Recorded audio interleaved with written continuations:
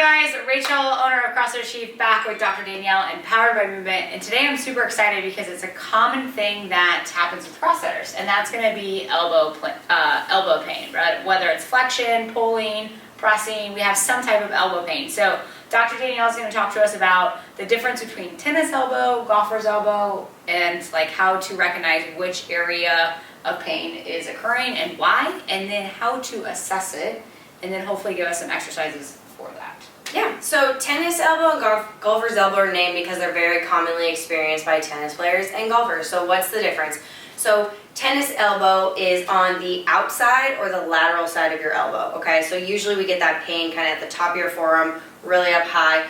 Golfer's elbow is going to be more on the inside right here, and that's more of a kind of wrist flexion base. So anything that's pulling up, you're going to get pain here. That's that golfer's elbow. With tennis elbow, we see when your wrist comes up, you get more pain out there. So the symptoms are very similar, they're just in different locations. It's usually a sharp pain right by your elbow, maybe when you're turning a doorknob, or when you're holding a frying pan, or reaching up for a coffee mug, turning your key in the car, things like that. And a common question we get is, why am I getting pain when I'm starting my car but not when I'm doing a pull-up? And that is a great question because it kind of leads into what is the cause of this pain in the first place. So when you're doing a pull-up, you're usually using your upper back, your shoulder, your biceps to kind of help do the pulling motion, and then you kick into your elbow wrist. So if you're experiencing pain with a doorknob where you're only using your wrist and your elbow, but not in a pull-up, that tells me, great, you're using your upper back in those pulling motions, but maybe not with turning that.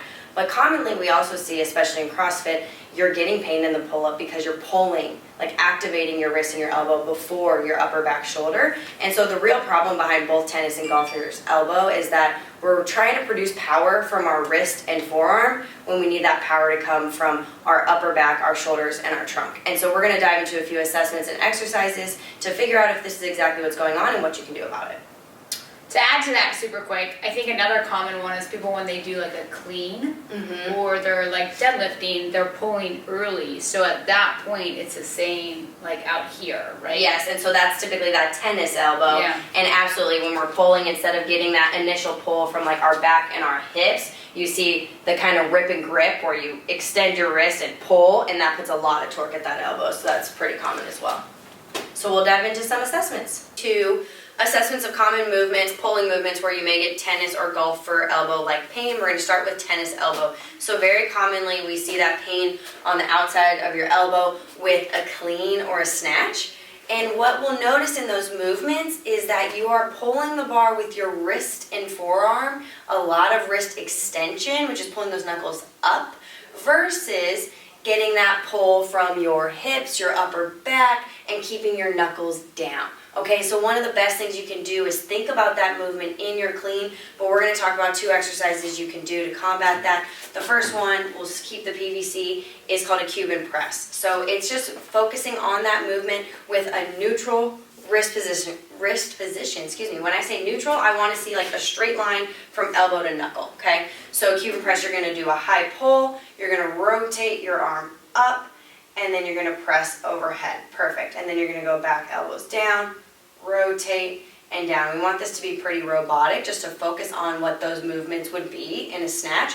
What we don't want to see is on the pull up with your wrist, rip back with your wrist, and push. That's just all the power coming from wrist, elbow, and what we really want is that power coming from that upper back, those rotator cuff to rotate up, and then press with scapular muscles and back down. Okay? I think another common one too, when we like do in class, you'll do it with 2.5s, yeah, 4 or 5 pound plates, right? Yeah.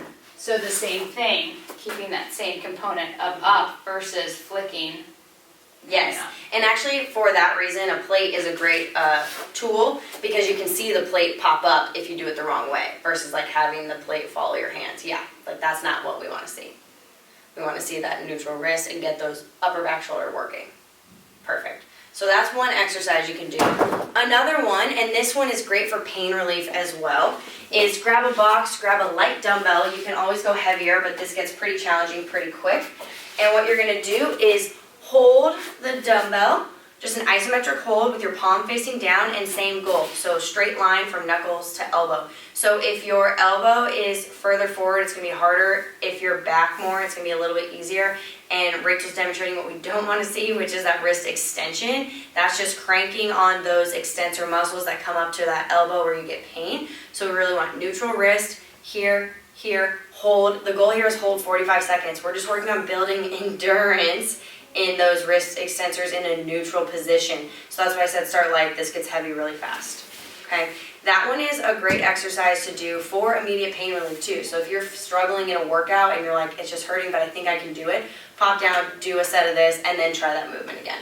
So would you recommend like 2 sets of 10 like as a warm-up if somebody's having that kind of common pain as a pre-warm-up for them? Yeah, this I want like longer holds. So 45 to 60 second holds, 2 to 3 rounds. For the Cuban press, I would say 8 to 12 reps, about 2 rounds. And those are great warm-ups for you.